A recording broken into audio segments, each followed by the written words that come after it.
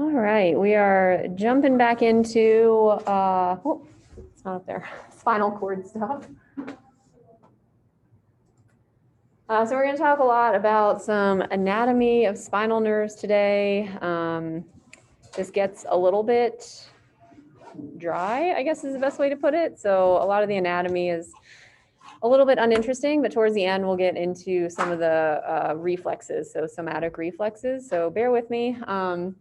Yeah, we started talking a little bit really briefly about kind of spinal cord anatomy, and I ended with the, whoops, no. Yeah, I think this is the slide I ended on here. I didn't quite get into the meninges of the spinal cord. So that's where we're going to start today. All these membranes that are surrounding different parts of our body. So we had membranes around the bone, we had membranes around the muscles. Now we have membranes within the spinal cord as well as the brain. So these are actually the same as the brain, which is kind of nice. So when we get into brain anatomy, you'll see these three terms again for the different membrane enclosures around the brain as well as the spinal cord. So meninges is a weird word. All it is fibrous membrane that encloses the brain and the spinal cord. So if you've heard of meningitis, that's where that term comes from. It's an infection dealing with these membranes that surround the spinal cord and the brain. Okay, so there's basically three. Well, there's three in both the spinal cord as well as in the brain. The most superficial, so the one that's closest to the bone. So if we're thinking the spinal cord is deepest, and then around the spinal cord, there's these three layers. The one that's furthest out from the spinal cord, closest to the vertebrae, is going to be it's called the dura mater. So they're all something mater. So there's dura, arachnoid, and pia mater. Those are going to be the three layers. Dura mater is the furthest out. Between the dura mater, so above it, basically on the outside of it, and a vertebral bone is the epidural space. So epi meaning on top of, dural referring to dura, right? So epidural space is between the bone and that membrane, the dura mater. During labor, when a woman gets an epidural shot, this is where that anesthesia is put. It's into that epidural space. And that is what allows for the numbing of the lower body. So right into that epidural space between, basically right below the bone. So that is the dura mater. The next two are going to be, like I said, the arachnoid and the pia mater. The arachnoid mater, there's no space in between it and the dura, so they're directly adhering to each other. But below the arachnoid mater, in between that and the most interior of the membranes, so the deepest of the membranes, is an area that's filled with cerebrospinal fluid. So I mentioned cerebrospinal fluid, I think, a little while ago. We'll talk about it more when we get into brain anatomy. It's just a fluid that basically bathes the brain and then the spinal cord as well. A spinal tap, when a spinal tap is done on someone, they're taking the cerebrospinal fluid out of this space between the arachnoid mater and the pia mater. So there's a number of reasons from epidural shots to spinal taps for why understanding the layers of these different membranes is pretty important around the spinal cord. So a spinal tap is usually done to check for some kind of infection around the spinal cord, so like meningitis, for example. The pia mater is basically the deepest of these membranes, closest to the spinal cord, and just kind of follows the contours of the spinal cord. So those are the three, dura, arachnoid, and pia, DAP, from furthest out to closest to the spinal cord. All right.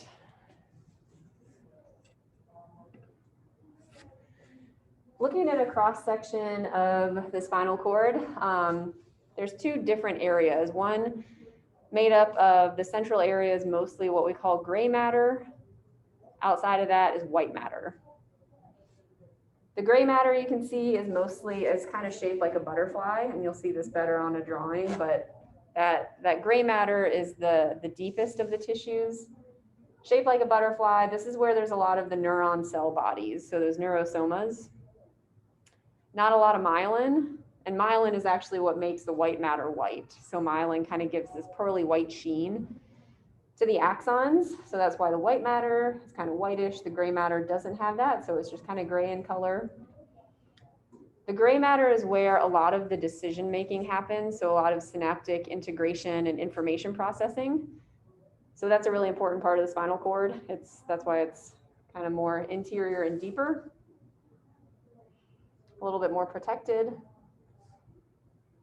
The white matter, because it's basically just a bunch of myelinated fibers or axons, is where information is sent to and from. So there's a lot of information being sent in the white matter. Gray matter is where that information is kind of conglomerated and integrated.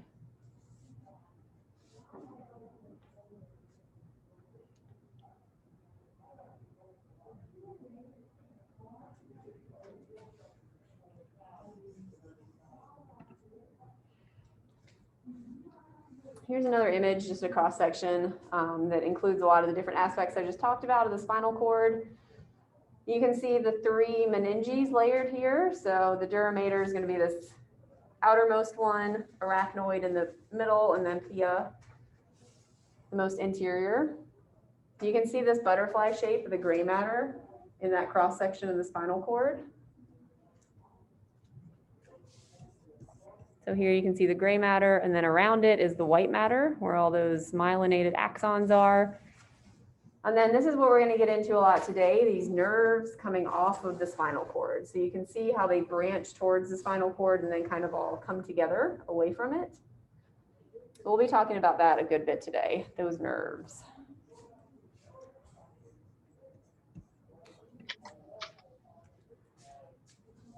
These next few slides, I'm going to be talking about what we call spinal tracts, which are sort of like information highways within the spinal cord.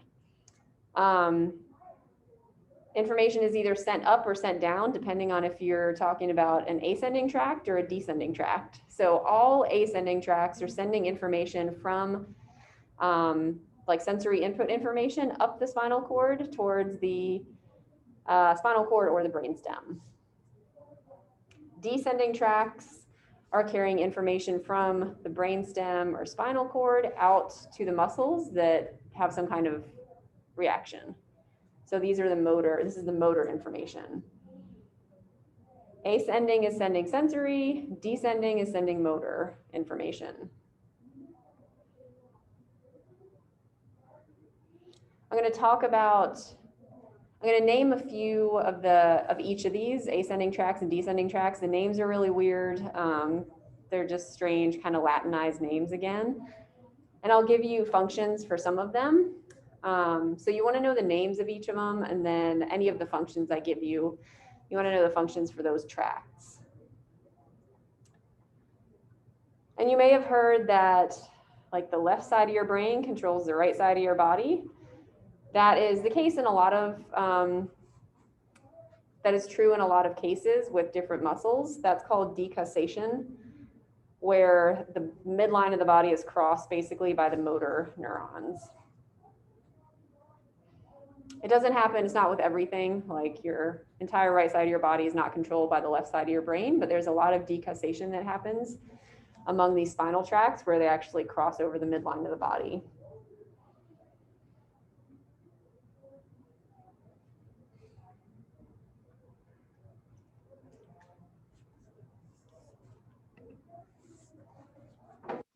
Here's just a diagram kind of showing you how these tracts are separated from each other. So they're basically neurons that they have very specific purposes. They might have a lot of different purposes, but multiple neurons kind of connecting and talking to each other.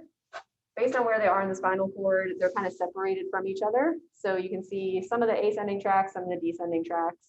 I'm not going to ask you to identify them on a diagram, but I thought this might be helpful just so you have an image of kind of these different, I guess you can think of them as like different highways almost, for sending information up or down through the spinal cord. So they are separated from each other to a certain extent.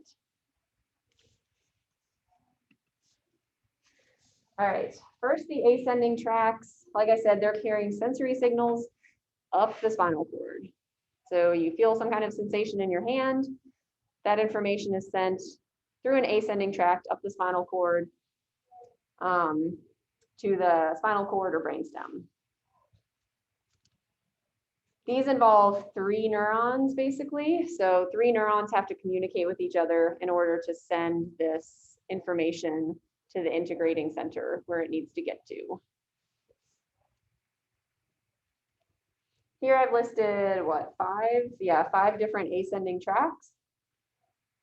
You want to know the names of these and just know that they are ascending tracts. They're sending sensory information. On the next slide, I think I just have 3 pulled out of this that I want you to know the functions for. So you don't need to know the functions for all of them, but do recognize their names as being sensory ascending tracts. So we have the gracile fasciculus.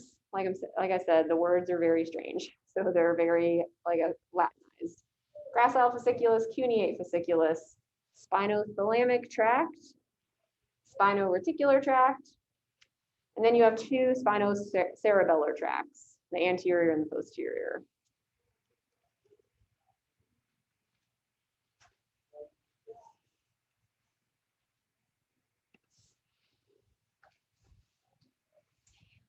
Here's just an image kind of showing the pathway of some of these tracts moving up through the brain. And you can, if you want to look at this closer, see the 3 neurons basically that are involved in the ascending tract. All right, so the 3 ascending tracts you need to know the functions for. Basically what sensory information they send up to the spinal cord and into the brain are the gracile fasciculus and then spinothalamic and spino-reticular tracts. The gracile fasciculus does a lot. It's kind of one of the more,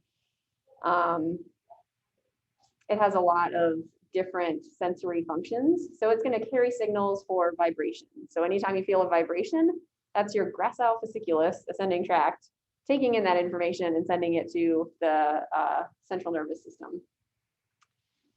Visceral pain, and visceral pain is essentially your viscera, like your organs. So if you feel pain in your stomach or your heart, hopefully not your heart, but any of those internal organs that feel pain, it's the gracile fasciculus that's sending that information. Deep and discriminative touch. So basically kind of a deeper sense of touch. Down here, the spinothalamic, you'll notice, deals with light touch. So there are different tracts that deal with different depths of touch, very specific. And then proprioception from the lower limbs and then the lower part of the trunk. So what is proprioception? I don't know if I've mentioned that term before. I have it defined here for you. It's basically being able to tell where your body parts are, even when you're not looking at them. So if you have your leg lifted up, but you don't actually see your leg lifted up, knowing that it's lifted is proprioception. So just having a sense of where your body parts are without having visual confirmation of that, that's proprioception. So the gracile fasciculus is important in that for the lower half of the body.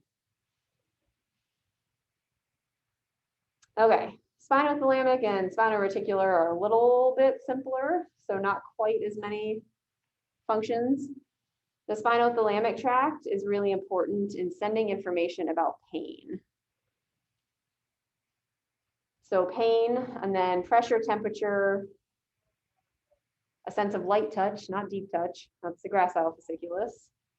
And then tickle and itch, which is kind of like a very small degree of pain, I guess is a way to think of it. So any kind of light touch and pain and pressure is dealt with by the spinothalamic tract. And then finally, spino-reticular, anytime your tissue is injured, so you get a cut, you get a burn, that's going to send, that information is going to be sent to your central nervous system through your spino-reticular tract.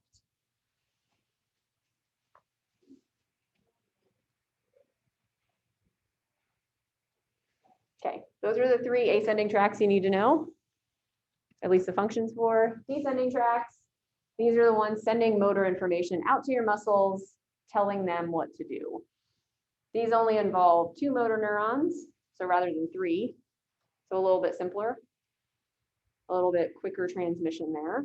And then the axon of that second one is going to terminate in the muscle, right? So that final nerve is going to innervate the muscle that is going to take whatever action the central nervous system is telling it to take.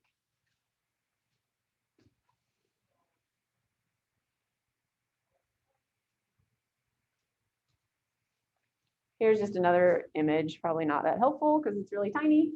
But if you look at this closely, you can see there's only 2 neurons. And here you can see that crossing over, that decussation, where information from, say, the left side of the brain is being sent to the right side of the body. So you can see that crossing actually in the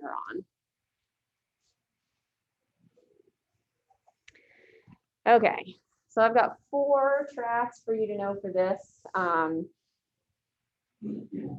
4 different descending tracks that you need to know the functions for, the names and the functions.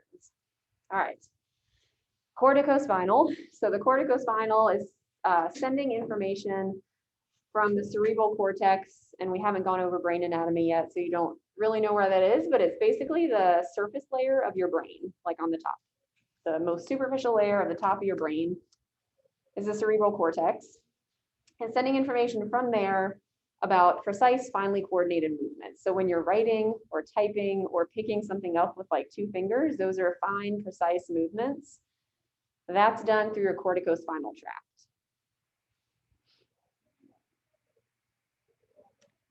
If you hear a sound kind of off to the right and turn your head, that's actually taken care of through the tectospinal tract.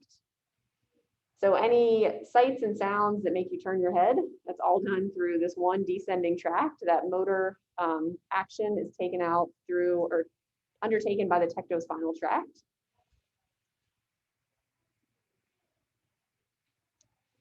The reticulospinal tract deals with a lot of control of the limbs, and in particular limbs that are important in posture, so standing upright or sitting upright, and then balance. So if your reticulospinal tract is off, you may not have very good balance, or if it's damaged somehow. This also contains what we call analgesic pathways. So has anyone heard the term analgesic before? I'm going to take that as a no. People staring at their screens. So analgesics are like Advil and Tylenol, painkillers. So we have natural pain-killing pathways in our body. Reticulospinal tract in particular is a really important pain-killing pathway in our body. We don't always want to kill pain. Pain tells us something, but if it's sort of overwhelming or not really helpful to us, the reticulospinal tract will send messages out basically to kill that pain, or at least bring it down, reduce the transmission. And then also with balance, the vestibulospinal tracts are really important for balance. So your inner ear, if you've ever had like a really bad ear infection or something, a lot of times your balance can be off. That would be because your vestibulospinal tracts potentially maybe have pressure on them and your balance is not quite as good as it should be. So reticulospinal and vestibulospinal both kind of deal with balance in one way or another. Okay, I know those tracks are super boring, but those are the ones you need to know and know the functions for. That's all we're going to talk about with these tracks, these ascending and descending tracks. Something else that's not all that exciting, but hopefully will sound really familiar and won't be as hard to learn, is the anatomy of a nerve, and then ganglia, which I'll talk about what that is. So you can see here, this probably, hopefully looks kind of familiar, like a muscle almost. So just like a muscle, the organ, a nerve, which is also an organ, is made of kind of tubes within tubes within tubes. So we have these layers of different sizes of tubes, basically, that come together to form what we call a nerve. So here I've defined nerve. It's like I said, an organ that's basically a bunch of axons bound together.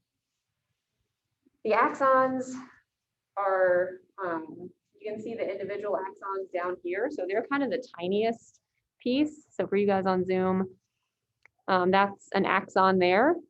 Axons are bound together in fascicles, just like in muscles. We had the fibers bound together in fascicles. And then those fascicles are all held together in the overall nerve organ. That's the general anatomy of a nerve. And just like with muscles, we have, again, these connective tissues that are holding all this together. Hopefully these prefixes sound similar, epi, peri, and endo. So we had all of those in muscles. Instead of endoneurium, we had endomysium. Instead of perineurium, we had paramecium. So just a different suffix based on the fact that these are connective tissues surrounding nerves rather than muscles. All right, so first we have the endoneurium. It's going to surround basically each axon. So I think I took out the slide that defined neurolemma. You can cross that out and just put axon. It's an axon for our purposes. So the endoneurium is shown down here surrounding just one of these. Oops. Remove that. One of these axons. So that would be the endoneurium. Perineurium is going to hold a bunch of those together in a fascicle. So this will be the perineurium around the fascicle. So a bunch of axons. Here you have the perineurium. And then around the whole thing, around all of those fascicles, holding them together into the organ is the epineurium. So this outer sheath here would be the epineurium. So for you guys on Zoom, this is the epineurium holding all of these fascicles together. You can see blood vessels in there. So nerves are vascularized. They have arteries and veins in them. The red and blue here. Bringing in nutrients, taking away waste, bringing in oxygen, etc.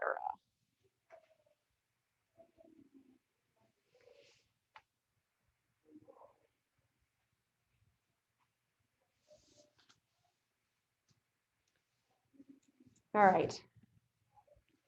The ganglion. What the heck is a ganglion? So ganglia are basically these clusters of neurosomas outside of the central nervous system. So here you can see a ganglion. It's basically a bunch of those main parts of the neuron cell body. So where the nucleus is, a bunch of those clustered together. And off of them, you can see the axons coming off. So these lines are going to be the axons, the nerve fibers coming off of the neuron cell body. So here for you guys on Zoom, this is going to be the ganglion and the axons coming off of those neuron cell bodies. So essentially a bunch of nerves kind of clustered, nerve cells clustered together. The posterior root ganglion, I'll get into what nerve roots are in just a second, but this is associated with spinal nerves. So spinal nerves are basically going to come off of these ganglia. So you can see here on this diagram where we're kind of zooming into, just away from a little bit away from the spinal cord itself. So that's where the ganglia, and it's usually this slightly expanded part of the nerve because it has this mass of neurosomas in it.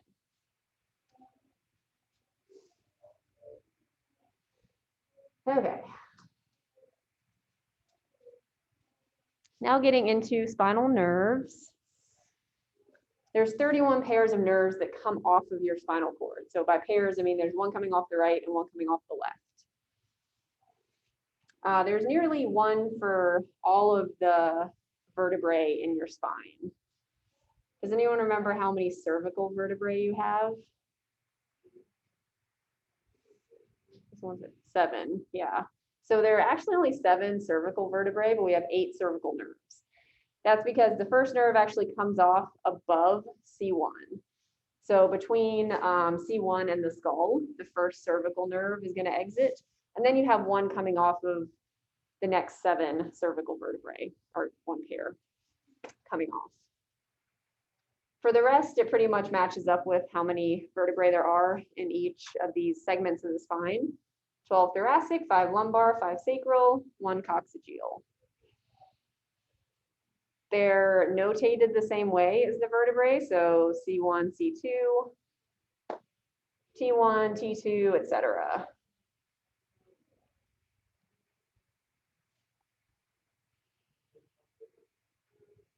And I actually, so I'm not talking much about spinal injuries. I think everyone knows spinal cord injuries can be pretty devastating. So as kind of a break from this sort of intense spinal anatomy, I thought I'd show you guys this video about some really interesting research and progress that's being made in the way of spinal cord kind of rehabilitation, a different way of actually thinking about spinal cord rehabilitation, done through UC San Francisco. I think that's where this research is done. So it's just a short video to, like I said, kind of break up this anatomy intense lecture, but there is so much research being done, obviously, for spinal cord injuries and then any other central nervous system injuries. And there's actually a lot of progress being made. So this is kind of a positive story on that end.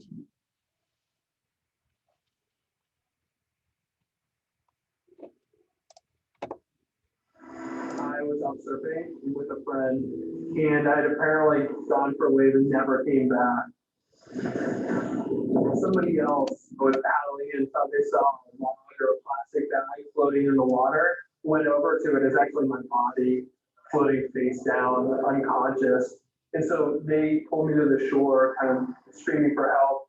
And when I got to the sand, I wasn't breathing. I didn't have a pulse. Apparently my body was gray and just ocean water was coming out of my mouth. I had the surgery that night within, I think, 4.5 hours, which is critical because there's a 6-hour window to getting this specific type of spine surgery. I woke up in the ICU about 2 days later. When I first woke up, I essentially had almost no movement and feeling from the neck down. I could maybe move my left leg and left arm just slightly. For many, many years, spinal cord injuries were believed to be irreversible, that if the spinal cord was injured, it was not coming back. And we've been able to disprove that notion. Now we have learned that the sooner we can get a patient into surgery, ideally within hours, the better the neurological recovery. What this new protocol allows us to do is to tailor our treatment to the individual patient. A key piece is controlling the amount of blood flow to the spinal cord after an injury. It's called spinal cord perfusion. It turns out that perfusion pressure is directly related to the degree of neurological recovery after a spinal cord injury. We used to just boost all patients' blood pressure to an average level, but now we are personalizing the treatment. And what we've discovered, each patient has a different intraspinal pressure. Our hope is that we found a safer way to get the blood flow to the spinal cord to the optimal point while minimizing potential harm. This is actually not a study. This is not a trial. This is what is now our standard of care. I think it has to go to say that my quick and uncharacteristically full recovery so far is a testament that with the right candidates, urgent and emergent spinal surgery followed by aggressive spinal cord pressure management can really benefit people. I said I was walking out of the hospital every day, even when I was getting rolled and blowing into a straw. My first real step with a walker without assistance is probably, a month and a half or so into my injury. And again, I cried. When something so meaningful is taken from you, to get it back when it wasn't certain is beautiful. So yeah, I think that's a pretty interesting, like I said, I'm not talking about spinal cord injuries all that much, but thinking about the research is being done, and you guys, if you're going into kind of any sort of healthcare and are interested in spinal cord injury rehabilitation, anything in that area, there's so much interesting research that's being done and huge steps forward. So just knowing the pressure within someone's spinal cord can change the overall outcome. Anyway, hopefully that was kind of interesting for you. A little bit of a break, a personal story from, from this sort of intense anatomy here. All right, but back to it. Back to the intense anatomy. All right. Off the spinal cord, we have what we call proximal branches and distal branches of nerves. So each of those spinal nerves, each of the 31 pairs of spinal nerves comes off, like I said, essentially at each pair at one vertebrae. You have sort of two roots, one close to the spine and then one further away from the spine that these nerves break into. So they kind of branch and then come together and then rebranch. So they have a complicated pattern, which makes it has made it hard to really understand their overall anatomy. We have two roots that are coming off, and I'll show you what these look like. The posterior and the anterior root. Posterior is obviously on the back side of your body, anterior is on the front side of your body. And then closer in, so those are a little bit further away from the spinal cord. I'll show you this on the next slide, a diagram of it. Closer in, there's these little rootlets that come directly off the spinal cord. So the rootlets kind of branch out from the spinal cord. They come together to form the proximal root of the nerve. And then we'll get into what happens further away from the spinal cord in just a second. The cauda equina, which is our some important nerve bundles that I talked about in the lower back, so the lumbar region of the lower back, they actually arise from roots in the L2 to CO1 region.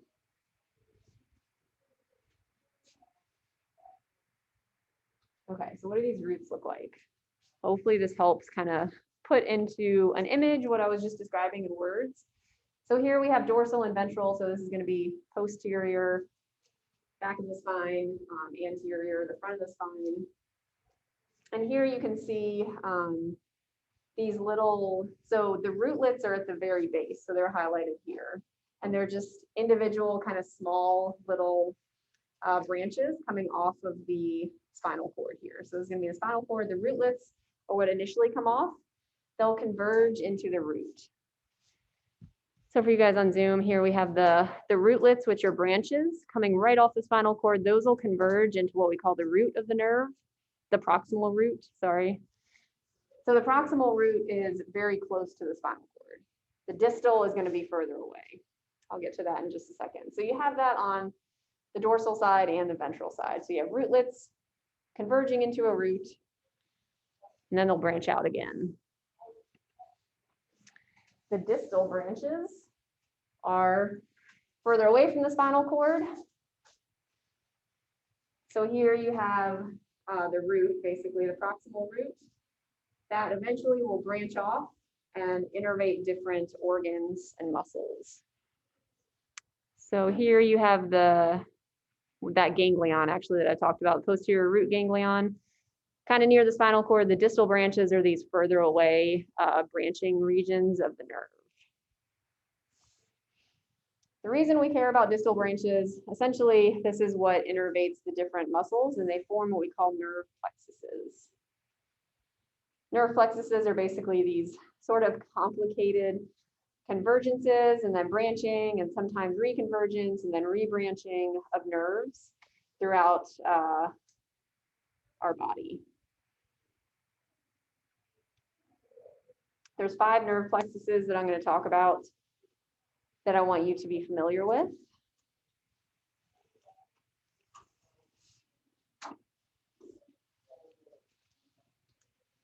So these nerve plexuses are important in both sensory as well as motor function.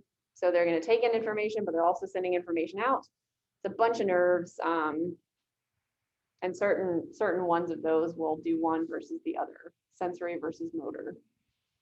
Again, they're important in a lot of proprioception, understanding where your different body parts are, even if you're not looking at, say, where your arm is, you kind of know in space where your arm is because of proprioception, which is accomplished by these nerve plexuses.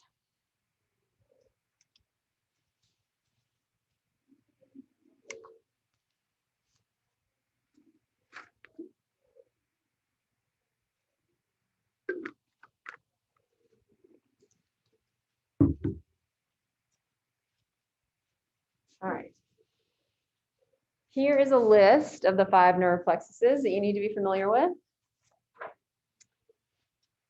And again, this is just branching of the nerves. So a plexus, and I'll show you images. It'll make a lot more sense when I show you images on the next few slides of these.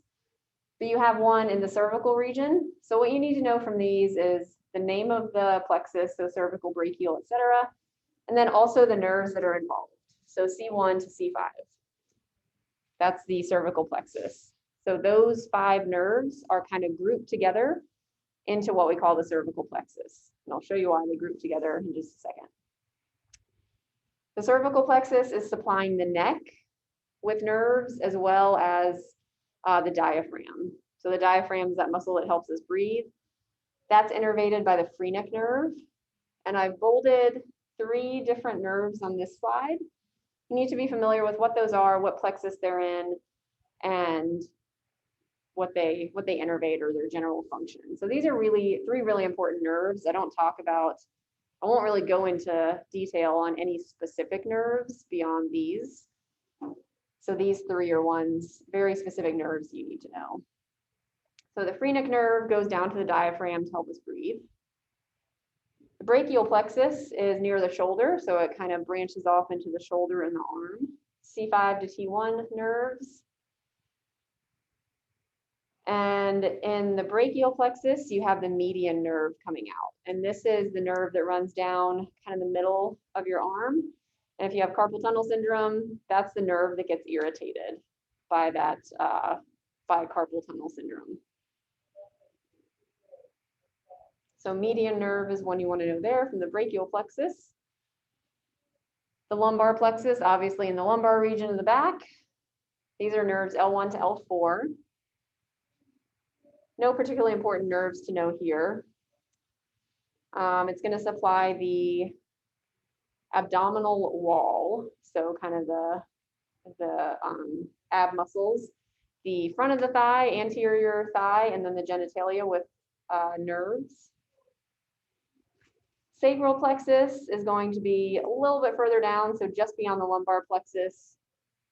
That's going to be nerves L4, L5, and S1 to S4. This is where the sciatic nerve is found. And I think a lot of people have probably heard of the sciatic nerve, or you've heard of sciatica. The sciatic nerve can get irritated and causes a lot of pain in the lower body, essentially. So it can cause numbness or just general pain in the legs, leg or legs, depending on which one or both are irritated. And it's actually the largest nerve in the body. So I'll show you an image of it in just a second, but the sciatic nerve, biggest nerve in the body, and causes people generally a lot of pain if it gets irritated. And then finally, you have the coccygeal plexus in the S4, S5, and CO1 nerves.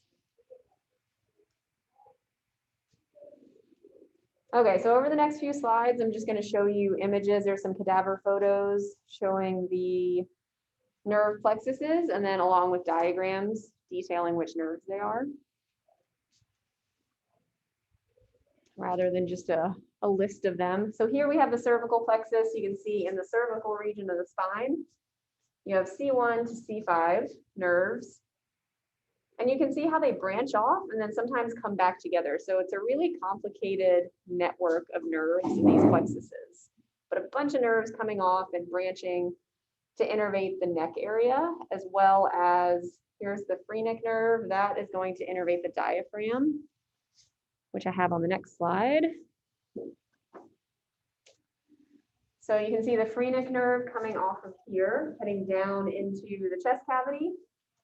And it's going to reach all the way down to the diaphragm and innervate the diaphragm to help with breathing.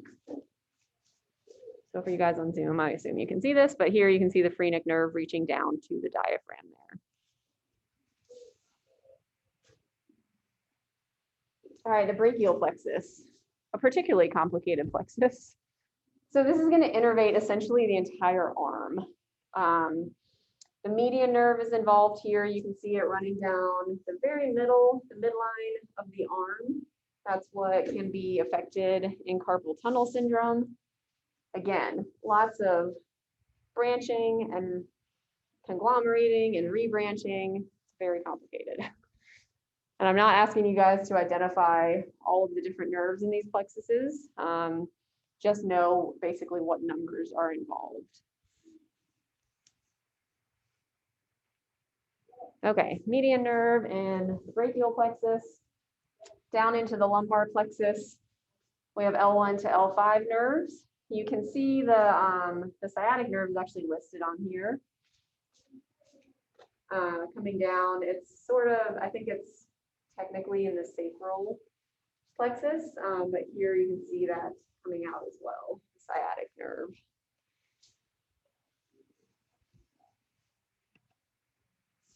Yeah, in the next slide, you can see it a little bit better.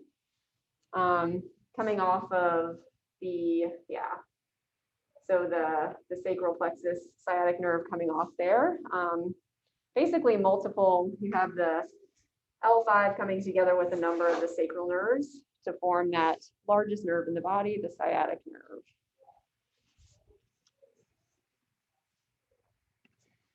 All right, those are the nerve plexuses you need to know. Next, kind of switching gears a little bit away from internal views of the body, still dealing with nerves, but our skin is also innervated, obviously, right? We have a lot of feeling in our skin. That's called cutaneous innervation. And there are regions, so our body can be divided into regions called dermatomes. And a dermatome is just a specific area of the skin that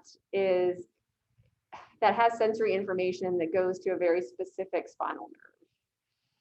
So you can create a dermatome map like on this diagram over here. And essentially what this will tell you, we'll look at the C5, kind of the shoulder region here. So the shoulder region is associated with the C5 nerve, the cervical nerve 5.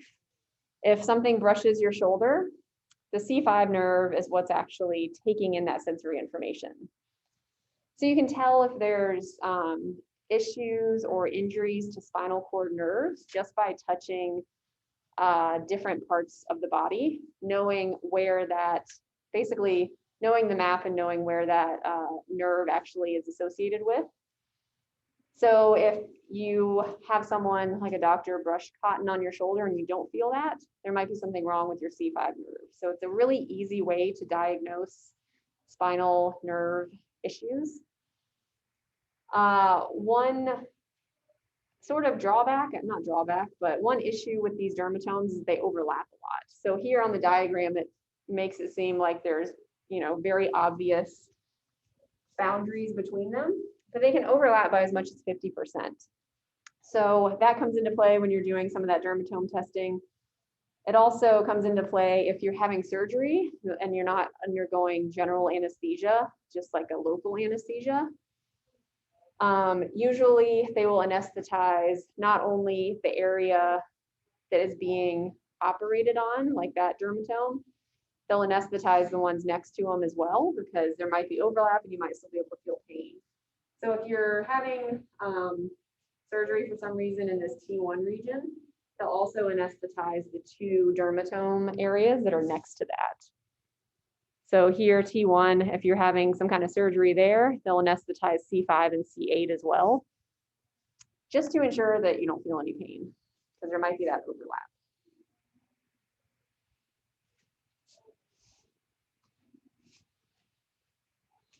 Okay, into reflexes. So now we're moving away from anatomy, more into physiology. So how these nerves actually are associated with reflexes. Reflexes can involve glands, so kind of a more unconscious autonomic response, and then also muscles, obviously, muscles and tendons. So in general, reflexes are quick, involuntary motions or actions of glands or muscles. All reflexes, whether they are kind of visceral or if they're more dealing with the skeletal muscles, have these characteristics. So there's 4 characteristics that all reflexes share. A, they require some kind of stimulation. It's not just random when you experience a reflex. Some kind of stimulation causes that reflex. They're really quick, so they often involve few or maybe no interneurons. And if you remember when I was talking about interneurons, those are the ones that are making all the decisions, kind of in the central nervous system. So if there's no interneurons involved, or very few, the process happens a lot faster. It's not kind of bogged down by that decision making. So reflexes are quick because of that. They are generally involuntary, so they're really hard to suppress. If you've ever had the doctor hit your knee for the patellar tendon reflex, it's really hard to not kick your leg out if he's hitting you in the right, if the doctor, he or she is hitting you in the right spot. So they're involuntary, difficult to suppress. And then finally, they're stereotyped, which sounds weird. So we don't usually use this term in this sense, but stereotyping just means they occur the same way every time. So every time the doctor hits your patellar tendon with that little hammer, your knee or your lower leg kicks straight out. It doesn't kick off to the side, it doesn't kick to the back, it always kicks straight out. So that's the stereotyped characteristic of reflexes. Okay, I think that's about all the time we have. Yeah, we'll get into some more specifics about reflexes on Monday.